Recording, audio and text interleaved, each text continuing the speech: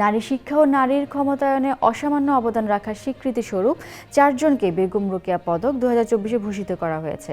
তারা হলেন দাবা খেলায় বাংলাদেশের কিংবদন্তি রানী হামিদ, শিক্ষাবিদ ও মানবাধিকার কর্মী পারভিন হাসান, নারী অধিকার কর্মী শিরিন পারভিন হক, শ্রম অধিকার কর্মী ও ফটোগ্রাফার তাসলিমা আক্তার।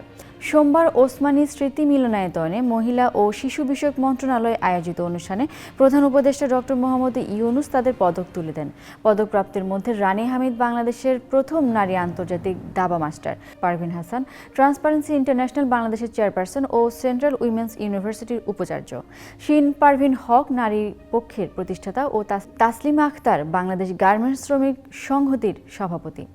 অনুষ্ঠানের প্রধান উপদেষ্টা ডক্টর ইউনূস বলেন, এই পদক তাদের সাম্প্রতিক কোনো অর্জনের জন্য নয়, এটি তাদের সারা জীবনের কর্তব্যবোধ এবং অনুপ্রেরণার স্বীকৃতি, যার জন্য তারা তাদের নিজের জীবনকে উৎসর্গ করে দিয়েছেন।